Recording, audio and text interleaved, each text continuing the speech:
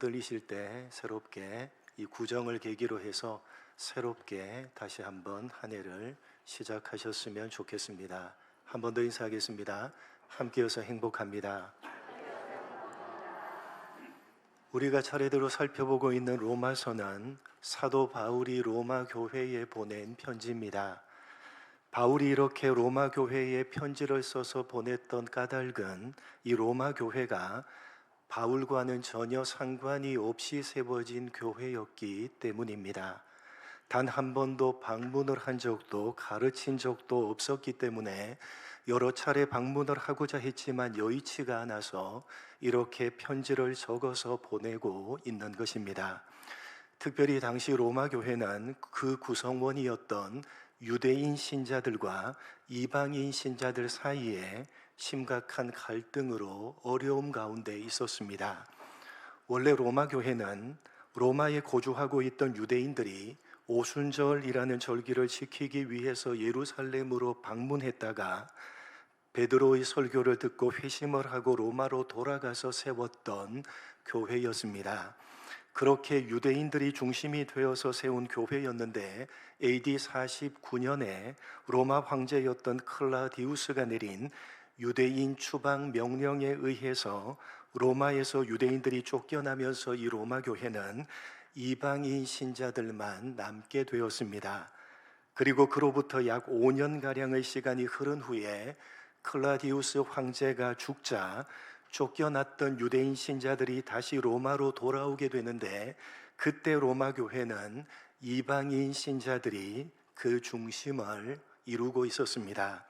그래서 다시 돌아온 유대인 신자들이 그들의 전통을 따라서 율법과 할례를 지켜야 한다고 주장을 했고, 교회의 중심을 차지하고 있었던 이방인 신자들은 그럴 필요가 없다고 하면서 서로 심각하게 대립하며 갈등을 빚고 있었습니다. 그런 상황 가운데 있던 로마 교회를 직접 방문해서 그들에게 기독교 신앙의 진리를 가르치고 싶었지만 사정이 여의치가 않자 바울은 이렇게 편지를 써서 로마 교회에 보낸 것입니다. 특히 바울은 이 로마서를 기록하면서 유대인 신자들을 염두에 두며 기독교의 진리를 가르쳤는데, 그것은 그가 당시에 많은 유대인 신자들에게 율법 폐기론자라는 공격을 받고 있었기 때문입니다.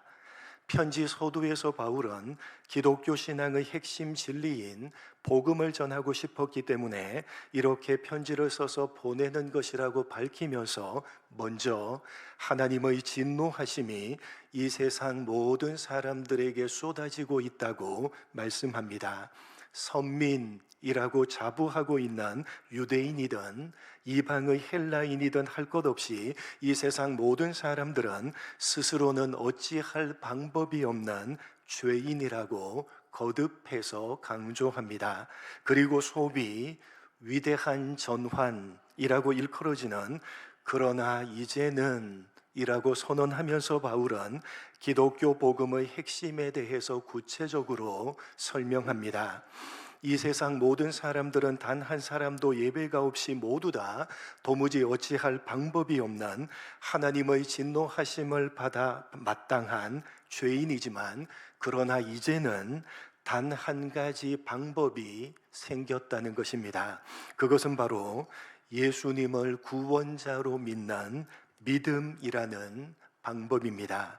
오직 예수님을 구원자로 믿을 때에만 죄인인 우리가 죄로부터 구원을 받고 의롭다 하심을 얻게 되는데, 그 까닭은 예수님 안에 있는 속량 때문입니다. 아폴로 트로시스, 값을 치르고 노예를 사다.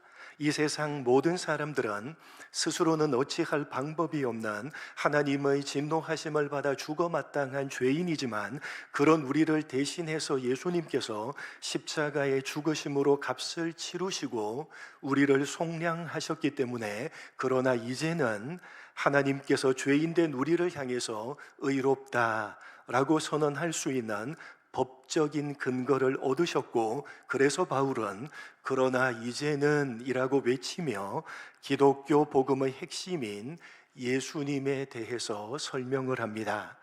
여러분, 우리 모두는 도무지 어찌할 방법이 없는 죄인입니다. 예수님을 구원자로 믿고 있지만 그럼에도 우리는 여전히 죄인입니다. 부인할 수 없는 우리의 현실입니다.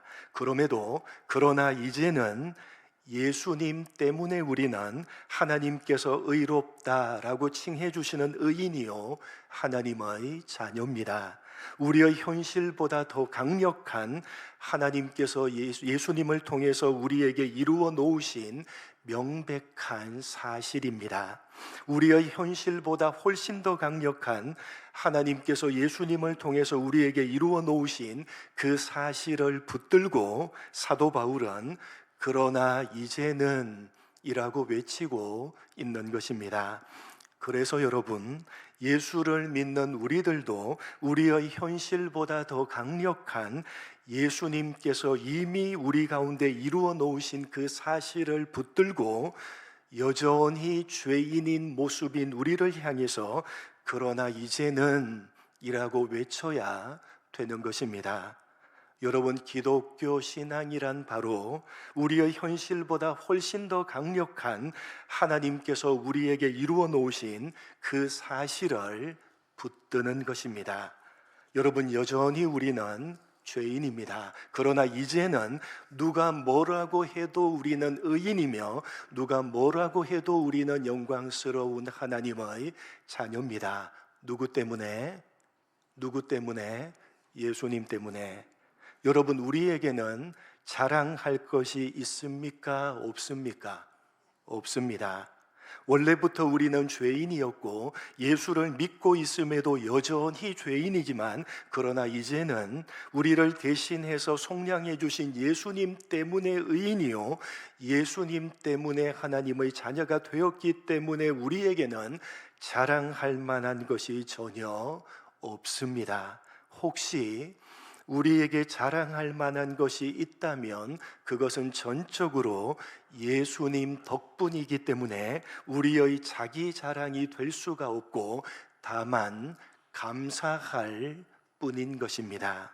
그래서 바울은 이어지는 3장 27절 이하에서 세 가지를 자문자답함으로 전적으로 예수님의 속량하심에 근거하고 있는 이 기독교 신앙의 핵심에 대해서 분명하게 말씀을 하는데 오늘 함께 살펴볼 내용은 바울이 한 그 세 가지 자문자답 가운데 첫 번째 내용입니다. 오늘 본문 27절, 28절 첫 번째로 이렇게 묻고 스스로 답을 하고 있습니다. 두 절 함께 읽겠습니다. 시작.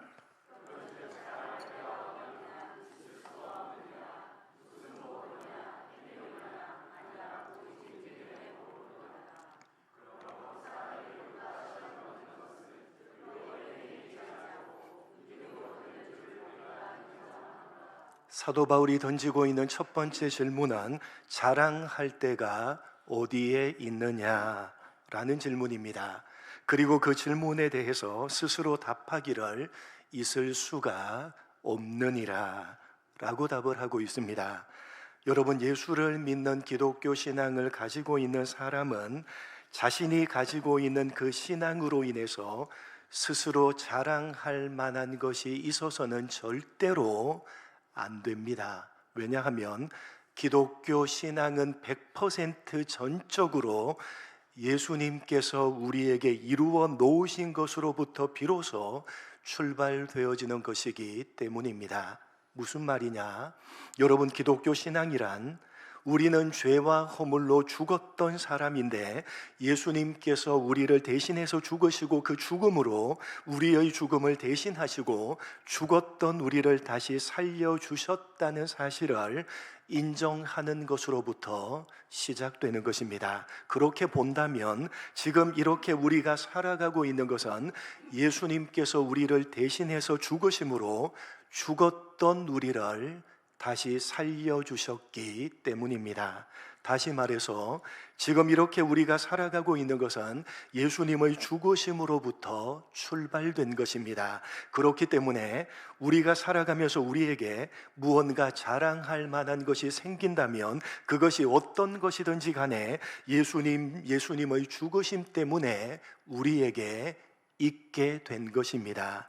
예수님에게서 나온 것이지 우리 자신에게서 나온 것이 결코 아닙니다.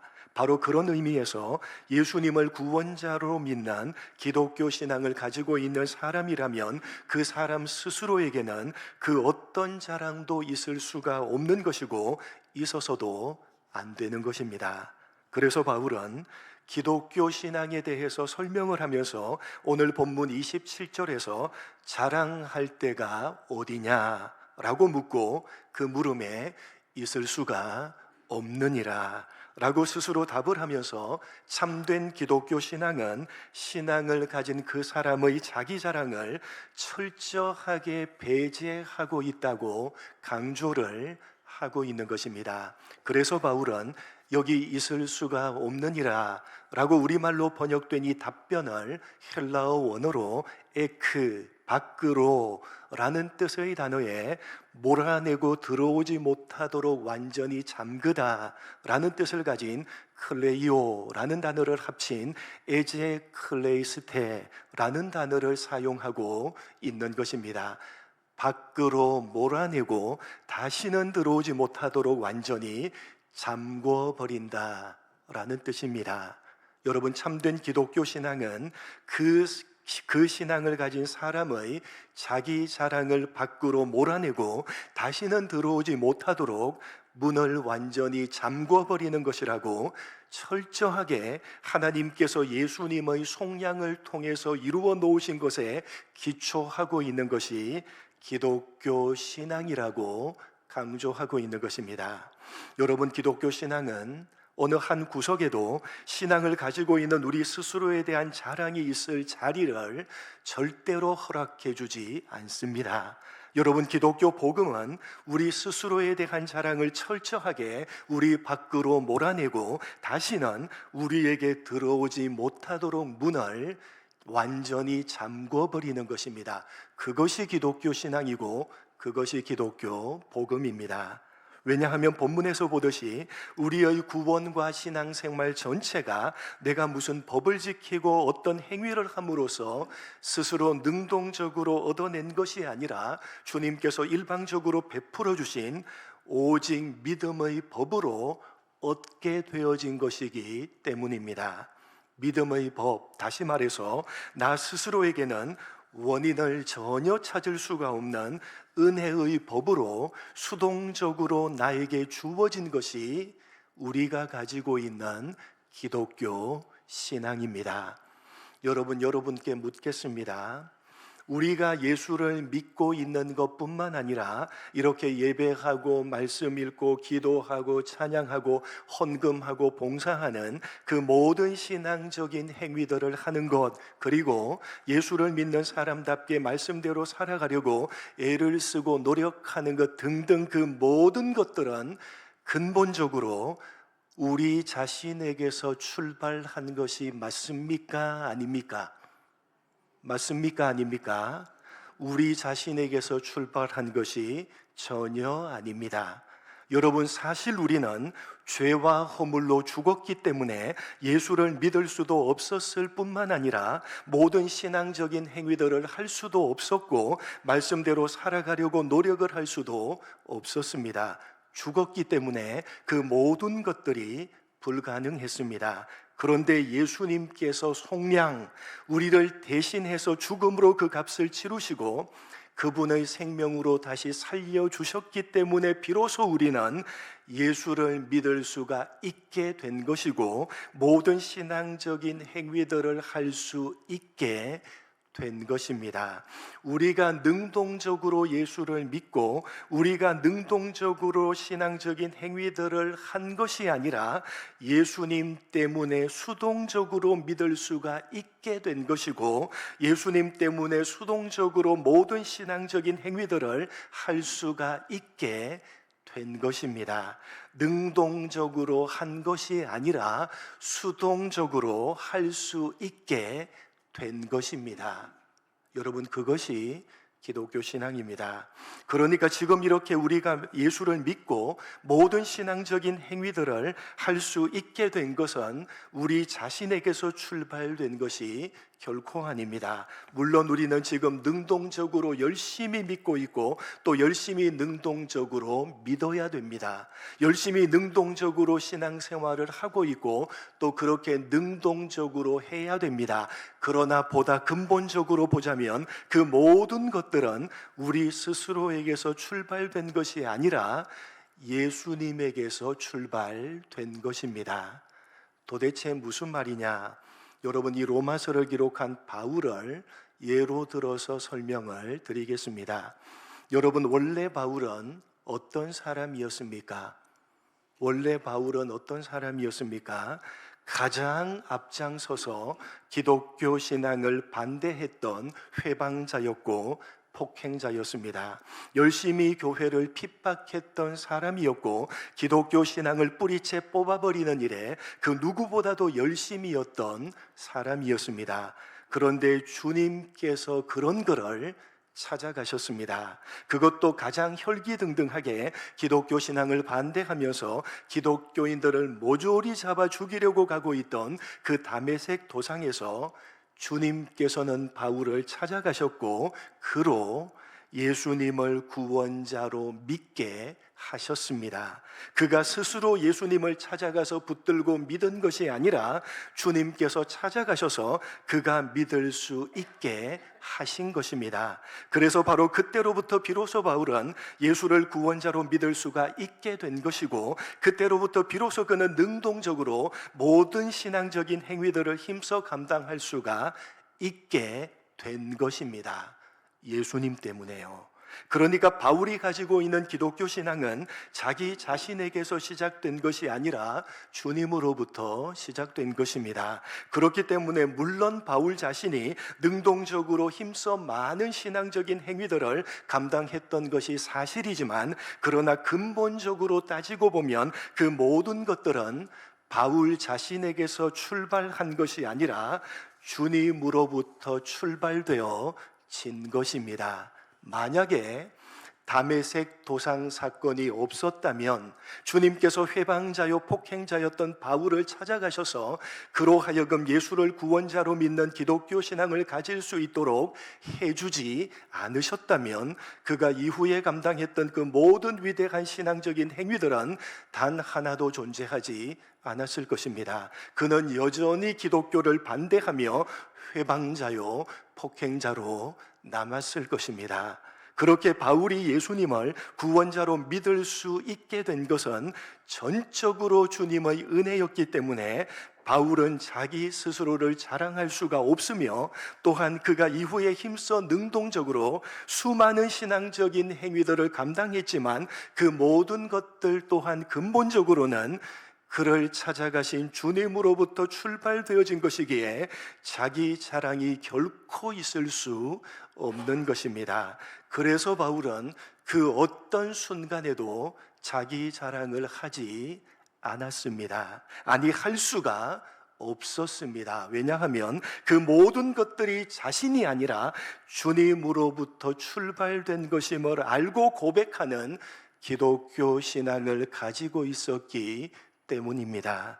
그런 참된 기독교 신앙을 가지고 있었기 때문에 바울은 늘 이렇게 고백을 했습니다. 고린도전서 15장 10절입니다. 기독교 신앙을 가지고 있었기 때문에 바울은 늘 이렇게 고백을 했습니다. 같이 읽겠습니다. 시작.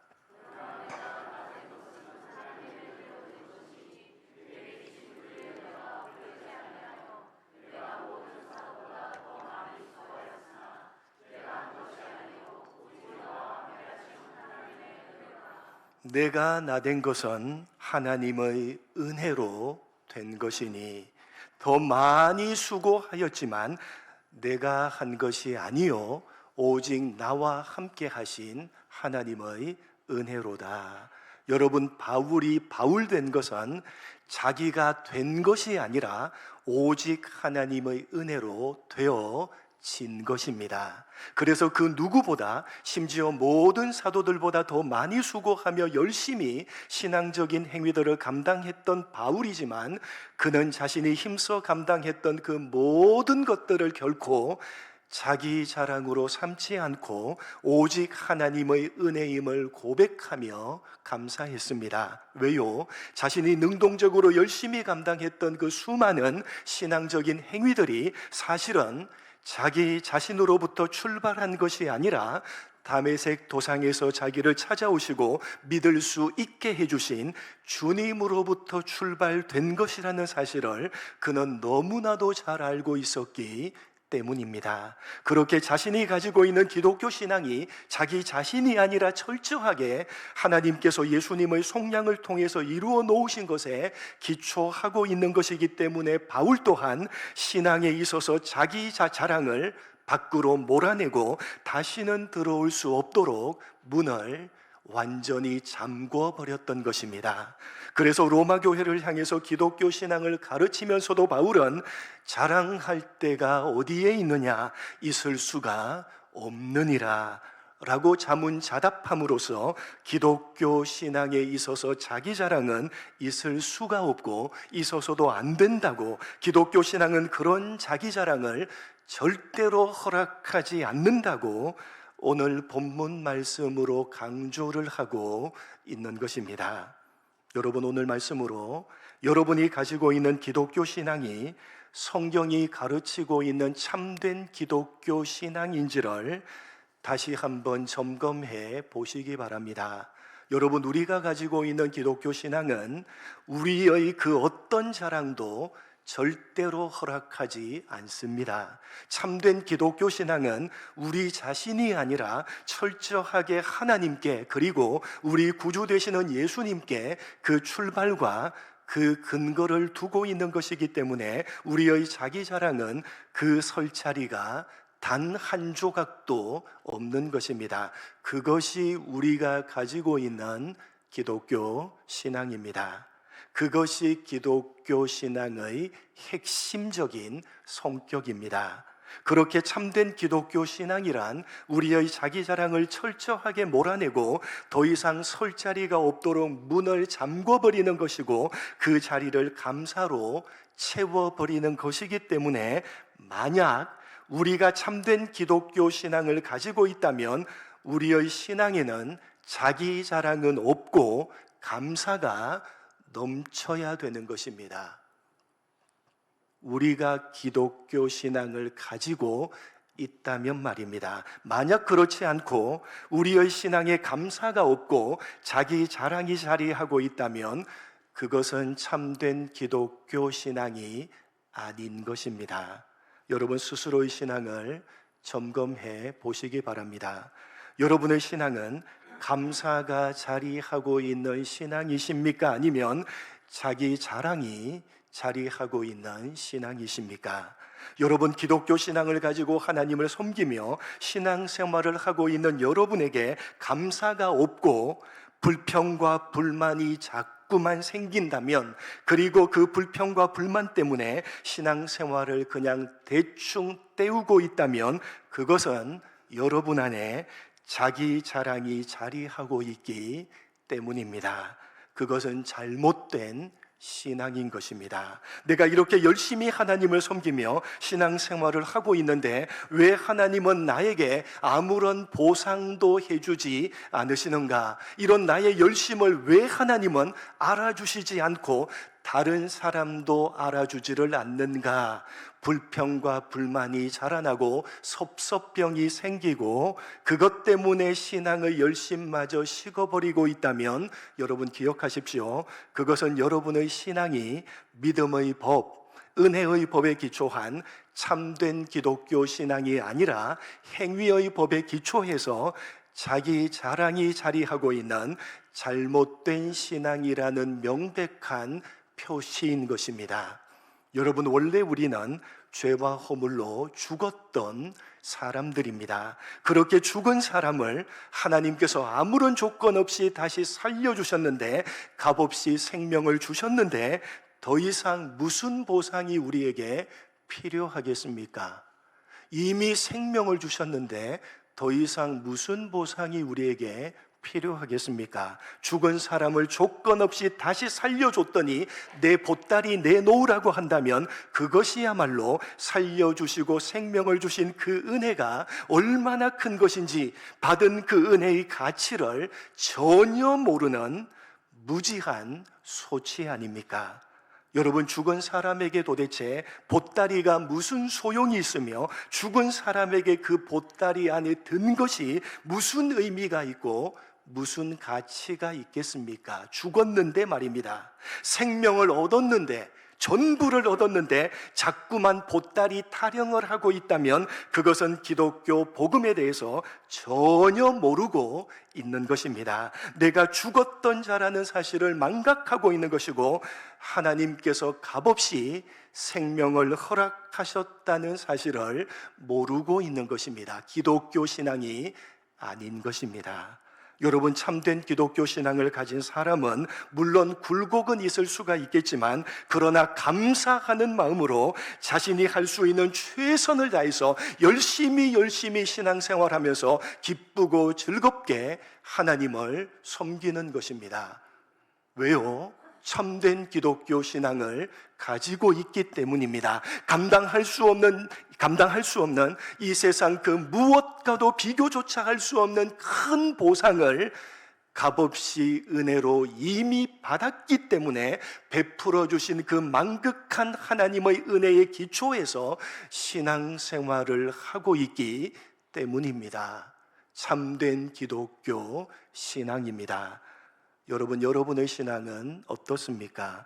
여러분이 가지고 있는 신앙은 값없이 베풀어 주신 하나님의 은혜가 얼마나 크고 얼마나 가치가 있는지를 제대로 알고 누리며 그 은혜의 기초를 두고 있는 감사가 넘치는 참된 기독교 신앙이십니까? 아니면 베풀어 주신 은혜와 은혜의 크기와 그 가치를 모른 채 불평과 불만, 식어버린 열심으로 대충 떼어버리고 있는 자기 자랑의 기초를 두고 있는 잘못된 신앙이십니까?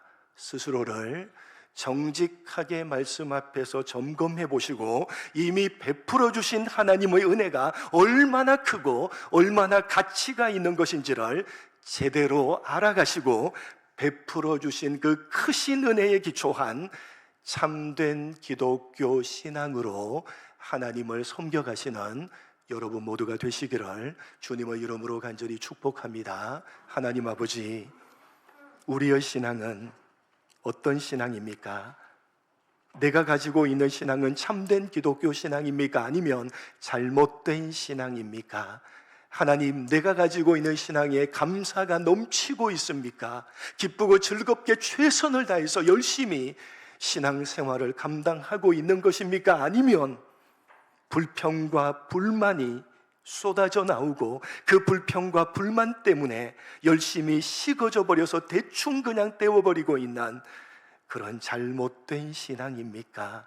하나님 아버지, 참된 기독교 신앙이란 자기 자랑의 기초를 두지 않고 넘치도록 풍성한 모두를 주신 하나님의 은혜가 얼마나 크신지를 알고 깨달으며 이미 베풀어 주신 그 은혜의 기초에서 하나님을 섬기는 신앙, 그래서 감사가 넘치고 기쁨과 즐거움으로 최선을 다해서 열심히 하나님을 섬기게 되는 그 신앙이 참된 기독교 신앙임을 깨달아 알게 하여 주옵소서. 말씀 앞에서 정직하게 우리 자신의 신앙을 점검케 하시고 잘못된 신앙에서 돌이켜서 참된 기독교 신앙을 회복하는 우리 모두가 될 수 있도록 은혜 베풀어 주옵소서. 감사하오며 예수님의 이름으로 기도드립니다. 아멘. 찬양하